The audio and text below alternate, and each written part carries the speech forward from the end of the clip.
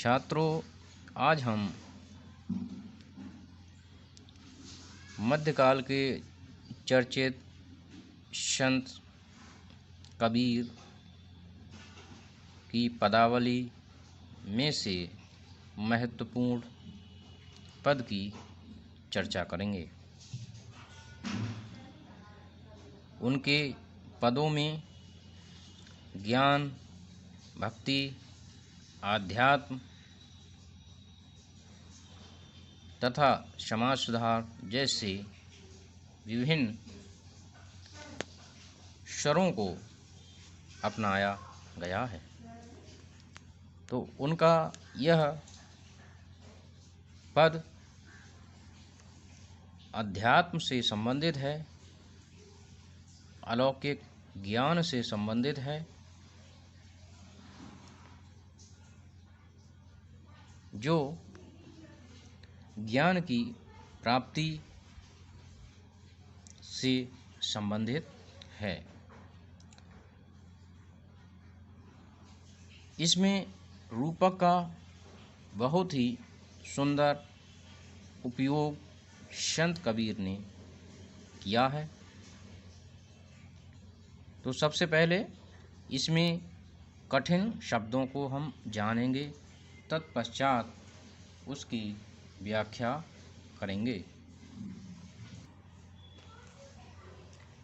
संतो भाई आई ज्ञान की आंधी रे, संतो भाई आई ज्ञान की आंधी रे, भ्रम की टाटी सवै उड़ानी, माया रहे न बांधी रे, संतो भाई आई ज्ञान की आंधी रे, द्वैचित की दो थूनी गिरानी, मोह बलिंडा टूटा, तृष्णा छाने परी घरे ऊपर, कुबुदी का भांडा फूटा, संतो भाई आई ज्ञान की आंधी रे, जोग जुगत करे संतो बांधी, निर्चू चुबे न पानी, और कूड़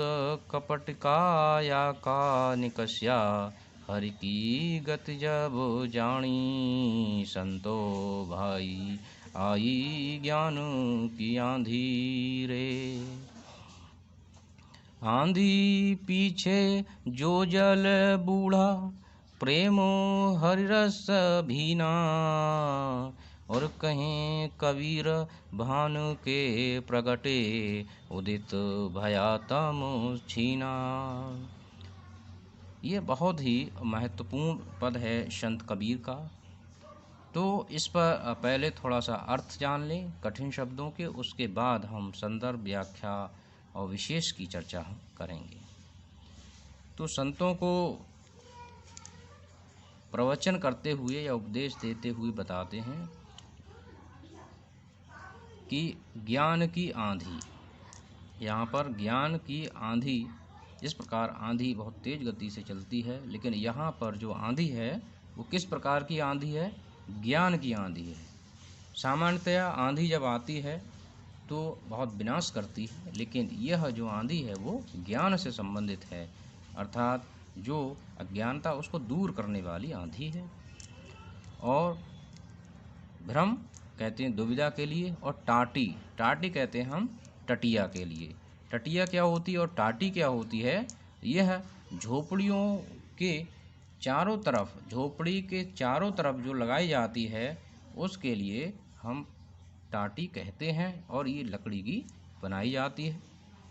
और माया रहे न बांधी रे, और माया, माया इसलिए इसमें कहा गया है माया रही न बांधी रे। उस टाटी को, झोपड़ी को बनाने के लिए क्या किया जाता है कि रस्सियों से उस लकड़ी को बांधा जाता है। तो यहाँ माया रूपी रस्सी की बात कही है।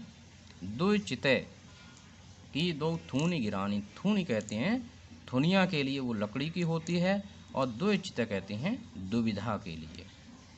मोह बलिंडा, मोह रूपी यहाँ बलिंडा, और बलिंडा क्या होता है? ये जो झोपड़ी होती है, झोपड़ी के सबसे ऊपर जो सबसे मजबूत लकड़ी का लगाया जाता है, जिस पर जो है पूरी झोपड़ी टिकी होती है, उसको बलिंडा बोला जाता है। तृष्णा, तृष्णा कहते हैं इच्छाओं के लिए, काम वासनाओं के लिए तृष्णा कहा जाता है। छान परी घर ऊपर, और उसके लिए जो बनाने के लिए जो घास फूस की आवश्यकता होती, उसके लिए यहाँ तृष्णा कहा है। और कुबुद का भांडा फूटा रे, कुबुद, कुबुद कहते हैं कुबुद्धि के लिए, कुबुद्धि का मतलब है अज्ञानता। और भांडा फूटा, भांडा कहते हैं बर्तन भांडे के लिए, अर्थात पहले जो बर्तन रखे जाते थे उनको भांडा बोलते हैं। जो कच्चे बर्तन होते हैं उनके लिए एक शब्द प्रयोग होता है कि बर्तन भांडे, तो उससे ये बना हुआ है कच्चे बर्तनों के लिए। योग युक्ति, योग कहते हैं जोड़ना के लिए, युक्ति कहते हैं यत्न से। और निर्चु चुए न पानी रे, पानी का मतलब है पानी से, और चुवे, चुवे का मतलब है टपकना, अर्थात उसमें से घास फूस की झोपड़ी होती है उसमें पानी टपकता है। तो निर्चु, निर्चु माने होता है अब हम उससे जो है स्वतंत्र हो गए, अर्थात अब जो है पानी नहीं चुएगा।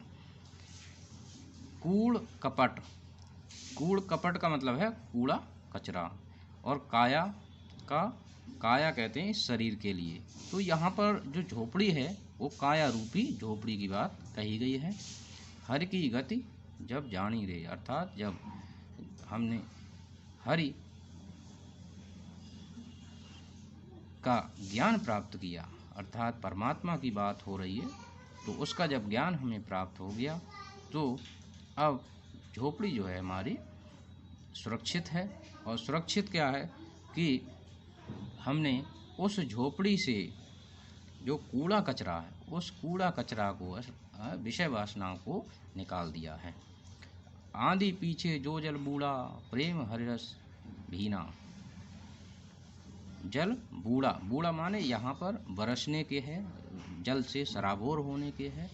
और प्रेम हरि रस, हरि ईश्वर की भक्ति रूपी रस से आशय है। यहाँ पर कहें कबीर भान के प्रकटे, भान, भान कहते हैं भानु के लिए, और भानु कहते हैं सूर्य के लिए। भान के प्रकटे उदित भया, उदित माने उदय होना।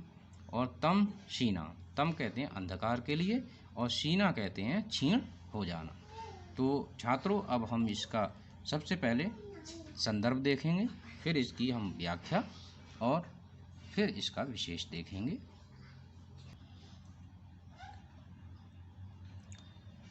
प्रस्तुत पद हमारी निर्धारित पाठ्यपुस्तक प्राचीन एवं मध्यकालीन काव्य के, भक्ति काल के, निर्गुण काव्य धारा के, ज्ञान मार्गी शाखा के प्रतिनिधि, अक्षर ब्रह्म के परम साधक, रहस्यवादी कवि संत कबीर की कबीर ग्रंथावली से अवतरित है।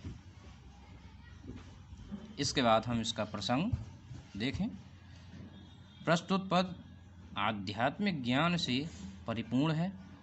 संत कबीर कहते हैं कि ज्ञान के आलोक से अज्ञानता का अंधकार नष्ट हो जाता है।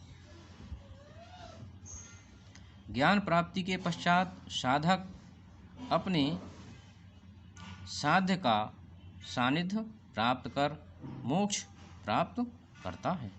मोक्ष प्राप्ति के लिए सांसारिकता का परित्याग और आध्यात्मिकता में आसक्ति परम आवश्यक होती है। तो अब व्याख्या शुरू करते हैं।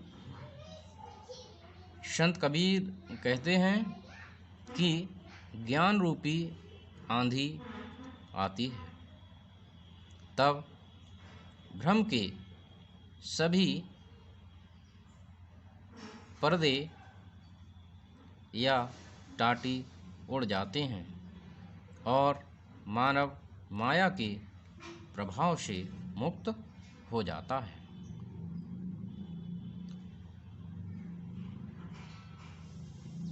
द्विचिते की दो थूनी गिरानी, अर्थात द्विचिते कहते हैं दुविधा के लिए, और उसकी सारी दुविधा नष्ट हो जाती है।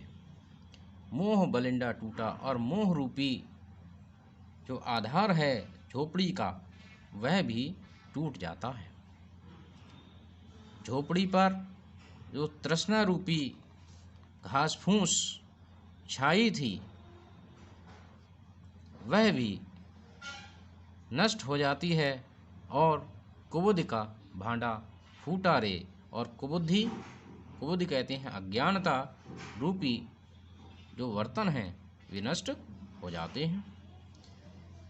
जोग जुगत कर संतो बांधी, निर्चू चुए न पानी रे, कि बड़ी ही प्रयत्न से युक्ति से हे संतो मैंने इसको बांधा था, निर्चू चुए न पानी रे, अब मैं इस झोपड़ी से स्वतंत्र हो चुका हूँ, क्योंकि इस झोपड़ी में मोह भ्रम दुविधा अज्ञानता ने वास कर लिया था, और आज मैं उससे मुक्त हो चुका हूँ। कूड़ कपट काया का निकष्या, हर की गति जब जानी, और विषय वासनाओं रूपी कूड़ा कचरा इस शरीर रूपी झोपड़ी से निकल चुका है। जब से मैंने ईश्वर का ध्यान किया है, उसको मैंने जाना है। आंधी पीछे जो जल बूढ़ा, प्रेम हरिरस भीना, और उस आंधी के बाद में जो भक्ति रूपी रस की बरसात हुई है उसमें मैं सराबोर हो चुका हूँ।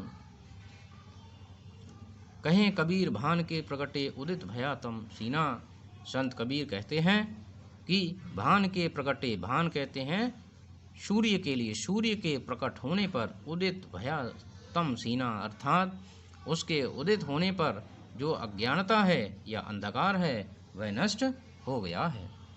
तो इससे हम समझते हैं कि हमारा जो शरीर है, शरीर में जो विषय वासनाएं हैं, जो आसक्तियां हैं, उन आसक्तियों के नष्ट होने पर ही हमें ईश्वर का साक्षात्कार हो सकता है, उनका ज्ञान हो सकता है। अब हम विशेष की चर्चा करते हैं। नंबर 1, ज्ञान के प्रकाश के स्थान पर ज्ञान की आंधी का रूपक बांधा है। नंबर 2, ज्ञान प्राप्ति के पश्चात साधक साध्य के सानिध्य को प्राप्त कर परम धाम को प्राप्त करता है। नंबर 3, परम ब्रह्म के साक्षात्कार के पश्चात जीव आवागमन के बंधनों से मुक्त हो जाता है। नंबर 4, संत कबीर परम भक्त के रूप में प्रस्तुत हुए हैं। नंबर 5, भाषा सदुक्कड़ी है, शैली उपदेशात्मक, रस भक्ति, छंद गेयपद, अलंकार रूपक, अनुप्रास, पद मैत्री, भाई और आई। इस प्रकार मैं समझता हूँ कि छात्रों आज आप ये व्याख्या समझ चुके होंगे। धन्यवाद।